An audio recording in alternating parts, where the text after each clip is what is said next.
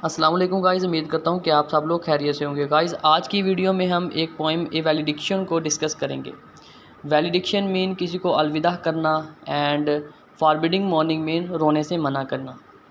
Valediction poem को लिखा है जॉर्डन ने, और जॉर्डन ने इस पोइम को उस वक्त लिखा जब वो अपने दोस्त रॉबर्ट रोही के साथ फ्रांस जा रहे थे। इस पोइम को 611 टू 612 के आसपास ही लिखा गया है। और जॉर्डन अपनी वाइफ से जब उसने शादी की तो उस सिलसिले में वो जेल भी जा चुका है। जब जॉर्डन अपने दोस्त के साथ फ्रांस जा रहा है तो उसकी बीवी प्रेग्नेंट थी और उसकी बीवी को जॉर्डन की बहुत ज़्यादा ज़रूरत थी। जब वो फ्रांस जा रहा था तो उसकी बीवी ने बहुत ज़्यादा नाराज़गी का इजहार किया। जॉर्डन ने अपनी वाइफ को समझाने के लिए कि उनका प्यार स्पिरिचुअल है ना कि फ़िज़िकल, इस पोइम को लिखा और इस पोइम में अपनी सारी फीलिंग का इजहार किया। तो चलते हैं इस पोइम की तरफ। एज़ वर्चुअस मैन पास मिल्डली अवे। जब नोबल लोग मरते हैं तो आराम से चले जाते हैं, मतलब कोई शोर वगैरह नहीं करते और आराम से उनके जाने का किसी को पता भी नहीं चलता। And whisper to their soul to go. वो आराम से अपनी रूहों को चुपचाप जाने देते हैं और किसी तरह का भी किसी को कोई नुकसान नहीं पहुंचाते। Will sit some of their sad friends do say. जब नोबल लोग चले जाते तो उनके पीछे उनके काफ़ी अफसरदा दोस्त कहते हैं, the breath goes now and some say no. ऐसे लोग कुछ कहते हैं ऐसे लोगों को कुछ देर और रुकना चाहिए, और उनमें से कुछ ऐसे कहते हैं नहीं, ऐसे लोगों को तो जाना ही नहीं चाहिए, मतलब मरना ही नहीं चाहिए। So let us melt and make no noise. अब जॉर्डन अपनी वाइफ को कहता है ऐसे ही हम लोगों को भी चुपचाप अलहदा हो जाना चाहिए बगैर किसी शोर के। नो टीयर फ्लड्स नार साइड टेम्पेस्ट मूव। और अगर ऐसा हुआ तो ना तो हम आंसू बहाकर सैलाब लाएंगे और ना ही आहें भर के तूफ़ान को लाएंगे। फ्लड्स मीन सैलाब एंड टेम्पेस्ट मीन तूफ़ान। टीयर प्रोफानेशन ऑफ आवर जायज़। प्रोफानेशन मीन इंसल्ट। ये हमारे लव मतलब कि हमारे लव की बेइज्जती, हमारी मोहब्बत की बेइज्जती होगी। टू टेल द लेटी ऑफ आवर लव, कि हम दुनिया को अपने प्यार के बारे में बताएं। लेटी मीन दुनिया। Moving of the earth brings harm and fears. जब यह धरती हिलती है मतलब ज़मीन पर जल्ज़ला आता है तो साथ में अपने तबाही लाता है और साथ में डर को लाता है। Men reckon what it did and meant. Reckon mean अंदाज़ा लगाना। इंसान क्या करता है, अंदाज़ा लगाता है। इंसान अंदाज़ा लगाता है कि इससे क्या कुछ नुकसान हुआ और कितना नुकसान हुआ। But trepidation of spheres. जब प्लैनेट घूमते हैं, ट्रेपिडेशन घूमना, सफ़ेयर्स प्लैनेट, जब प्लैनेट्स घूमते हैं तो ग्रेटर फार इज़ इनोसेंट। बेशक ये अर्थक्वेक से बहुत बड़े होते हैं लेकिन तबाही नहीं लाते। इसी तरह जॉर्डन कहता है कि हमारा प्यार भी इसी तरह है। अगर हम बिछड़ जाएंगे, अगर हम दूर चले जाएंगे, हमारा प्यार ख़त्म नहीं होगा।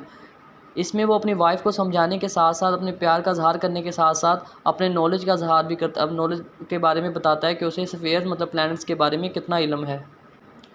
फिर जॉर्डन बयान करता है, डल सबनरी लवर्स लव। इस दुनिया में ऐसे लोग जिनका प्यार डल है मतलब कमज़ोर है। Whose soul is sense. जिनका प्यार सिर्फ फिज़िकल है, मतलब जिनका प्यार से रूहों पर डिपेंड करता है। कैन नॉट एडमिट, वो रूहें बर्दाश्त नहीं कर सकते, वो लोग बर्दाश्त नहीं कर सकते एब्सेंस, गैर मौजूदगी अपने। ऐसे लोग इस दुनिया में जिनका प्यार सिर्फ फिज़िकल है, वो अपने महबूब की गैर मौजूदगी को बर्दाश्त नहीं कर सकते। Because it doth remove those things which elemented it. क्योंकि जब उनका साथी उनसे दूर जाता है तो वो चीज़ भी दूर चली जाती है जिसकी वजह से वो मिले होते हैं, मतलब उनका जिस्म एक दूसरे से जुदा हो जाता है जिसकी वजह से वो एक दूसरे के पास आते हैं। But we by a love so much refined मतलब प्योर। लेकिन हम अपने प्यार की वजह से इस कदर पाक प्योर हो चुके हैं, that our self know not what it is, कि हमें खुद ही नहीं पता कि ये क्या है। Inter assured of the mind कि हमें एक दूसरे को अपने दिमाग से इतना भरोसा है कि इंटरश्योर मतलब भरोसा, careless eyes lips and hands to miss, कि हमें जिस्म के दूसरे हिस्सों यानी कि हमारे होंठों, आँखों और हाथों की परवाह तक नहीं है। इसमें जॉन डन अपनी वाइफ को बता रहे हैं कि उनका प्यार प्योर है, मतलब स्पिरिचुअल है, उनका प्यार बिल्कुल ठीक है, उनका प्यार लव डल नहीं है कि थोड़ी सी जुदाई पर ख़त्म हो जाए, बल्कि उनका लव तो ऐसा है कि उन्हें जिस्म के इल्म ही नहीं है, कि ना तो जिस्म का इल्म है और ना ही जिस्म के बाकी हिस्सों का, उनको सिर्फ अपनी रूह तक है।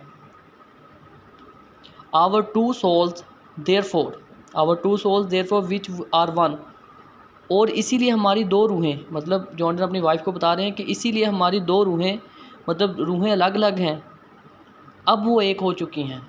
तो I must go endure not yet, तो अब मैं जब चला जाऊंगा तो हमारा प्यार, मतलब मैं और आप इसे बर्दाश्त करेंगे।